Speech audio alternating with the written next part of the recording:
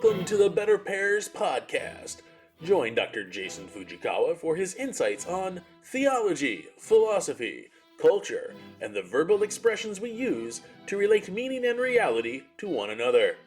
Make no mistake, this is a podcast for nerds, but particular nerds who are searching for old wisdom made ever new.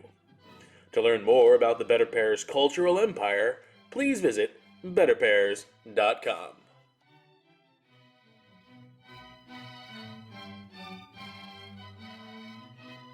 Hello, this is Dr. Jason Fujikawa. In addition to our inaugural Better Pairs course that is beginning on May 30th in the Oklahoma City metro area, we are adding a second course to begin on Thursday, June 15th. This second course will also read Book 1 of St. Augustine's Confessions in Latin over 5 weekly in-person sessions. For men listening in Oklahoma, there are again only a limited number of seats at the table for this fellowship. So step up and claim your spot through the link in the show notes for this episode or by visiting betterpairs.com and follow the new courses link. What can you expect from the course? Each of the 5 2-hour weekly sessions will take place in an actual home or hobbit hole where the fellows will gather round a table over light refreshments, including some fresh pears. Your guide will invite fellows to read sentences of the Latin text and then construe for the benefit of the fellowship their interpretation of the Latin. The focus is not on a translation into English, but rather the meaning of reality conveyed and retained in the original text. This is not a Latin class. There are no grades. There is no competition. This is a Latin reading fellowship. You will not be alone. Our guides have traveled these passages before. Your fellows are expected to have had an intermediate proficiency in the language to be read. By this I mean it might have been many years or decades since you have formally or informally, but intentionally, studied Latin. However, something remains under all that rust. A good online test for one's proficiency is hosted by the National Latin Exam, and a link to the test with some helpful instruction is included on the course webpage. The goal is to be able, eventually, to read the passage of a given ancient author with only the assistance of a selected glossary of uncommon terms appearing in the passage. At the beginning of each course, the guide does much of the heavy lifting, but the idea is that week after week, each member of the fellowship grows in confidence and facility with the language and the author. If your interest in the fellowship outpaces your proficiency in the language at present, there are a very limited number of NPC, non-player character seats, set about the fellowship table each session for those who want the experience from the relative safety of 3 feet back, and who may from time to time invite fellows on side quests to gather all their lost chickens. I'm excited to be offering 2 exclusive incentives for our first fellows this summer. First, these fellowships are being offered at a discount of over 35% to our regular course rate. Second, each fellow securing a spot in the fellowship for the 5-week course will receive a complimentary Better Pairs mug from the newly updated Better Pairs Market. Choose either the original Better Pairs mug, our most popular Stop Big Lexi mug, or our If You Know You Know, Fac Difficilia Cole Pirum mug. People have been asking for a translation of this trendsetter mug. The first part is fairly straightforward with the admonition to do difficult things. The second part, cole, is the singular imperative to cultivate, plant, or grow. Pirum, the object of cole, means either a pear tree or a pear itself. Thus the second phrase stands out as an example of a difficult thing, namely the growing of pears. If you live outside the Oklahoma City metro area and would like to be considered as a site for future Better Pairs courses, please email me at jason@betterpairs.com. If you would like to support the work of Better Pairs, please subscribe to the podcast and visit Better Pairs Market and community-supported analysis pages at betterpairs.com. And now, on with the episode. Episode 10. Taste and See. O taste and see that the Lord is good, writes the Psalmist, Psalm 34, verse 8. The reflective listener might reasonably ask, what is going on here? Is this a matter of hysteron-proteron, the literary device, in which the logically prior event happens last in sequence, as when, say, Virgil's Aeneas recounts the warrior Sinon releasing his fellow Danai, or Greeks, from the Trojan Horse and presumably then opening the pine bolt? Aeneid, Book 2, line 258 to 259. Or is the psalmist suggesting some version of a blind taste test, in which one does taste and then lifts the blindfold to see? Central here are the two primary means of expressing knowing in the human experience derived from the senses.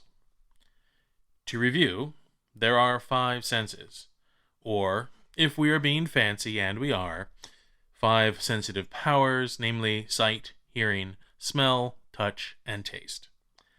Some interesting insights, pun completely attended, into the senses are recorded for us in St. Thomas Aquinas' Summa Theologiae, Prima Pars, question 78, article 3. The first insight is that the sensitive powers, that is, senses, are to be distinguished from the sense organs associated with them.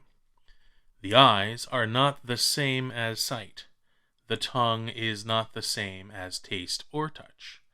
The second insight is into the kind of change that the sense organ receives from its object, that is, the thing sensed. St. Thomas's word for this change is immutatio, which is a perplexing term in that the prefix im here is taken in the adversative or ingressive meaning and not the negative meaning, for example, in the sense of immutable, meaning unchangeable. Immutatio for St. Thomas here means the change of a sense organ against or thoroughly into something by the agency of another. One such change, or immutation, is natural, as when a hot thing is touched. The hand receives the heat of the object according to the nature of a hand with respect to heat. The other kind of immutation is what St. Thomas identified as a spiritual immutation. For example, the eye that receives the vision of a tree is changed only spiritually, according to St. Thomas, and not naturally, by the form of the tree being illumined for the sensitive power, and in this way seen. More modern optical analysis will scoff at St. Thomas, who lived during the 13th century, for his ignorance of the physical stimulation of the retina by the light entering the eye through the pupil. It should be remembered, however, that all anatomic diagrams of the human eye terminate in the optic nerve extending to the brain, and the literal phenomenon of sight emerges from this amalgamation of neural sensation. There are fewer, clearer tests to see whether the flame of wonder has been extinguished from a child's education than his or her reaction to this presentation in biology textbooks around the world. Either one, the child is oblivious to the shell game presented, that is, material stimulation, ah presto, phenomenon of vision. 2, the child wonders at the unexplained causal gap between the material cause and immaterial phenomenon.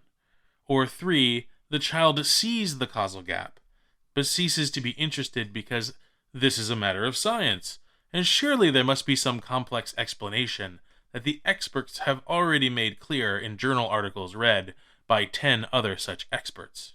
Better not rock the boat of progress. St. Thomas recognized the wonder of this spiritual immutation, in part, because it was imbued into the language of wisdom. The word wisdom has something of an interesting pedigree, insofar as both Latin and ancient Greek tended to favor taste as the sense most associated with the act and corresponding virtue. Wisdom seems to be divisible into 2 parts: vis from video in Latin, and some archaic forms of the root id, maybe a digamma here or there, in ancient Greek, both meaning to see.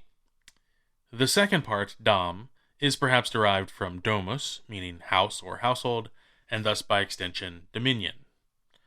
In defining wisdom, St. Thomas diverges in his response between his two great summas.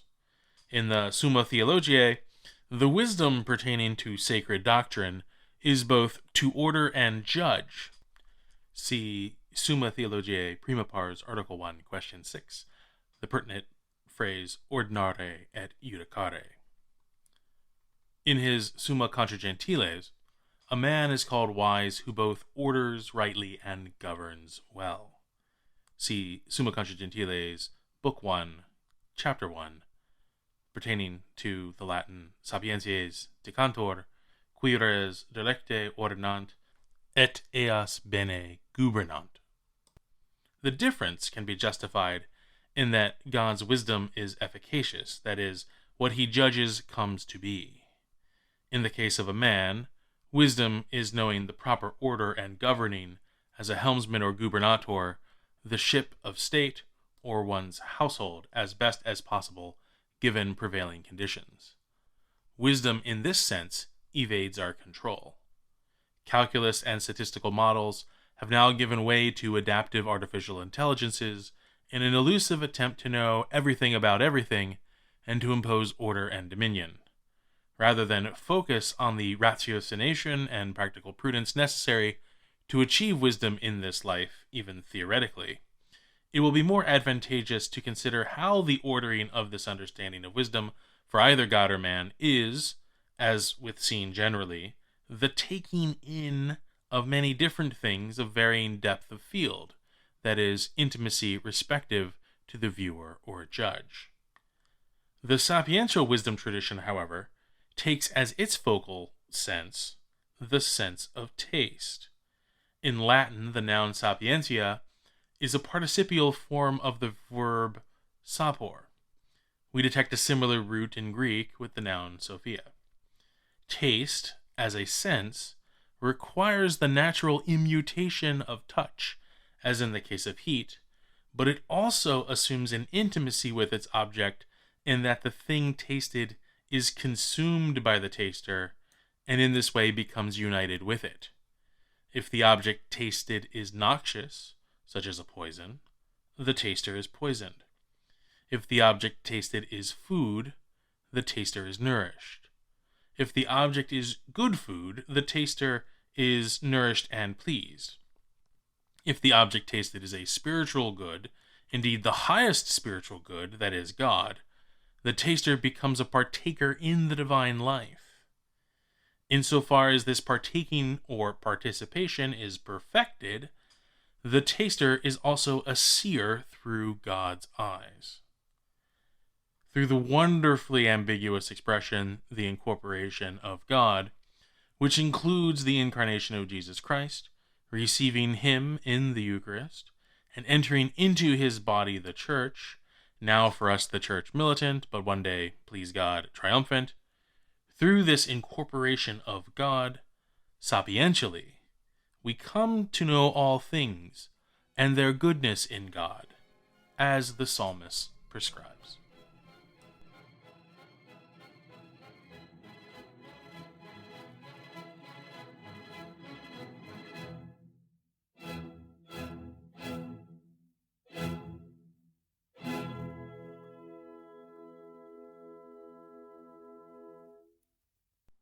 The views expressed by Better Pairs contributors are theirs alone and do not necessarily reflect the views of Better Pairs, its parent company, or any company or organizations affiliated with the contributors.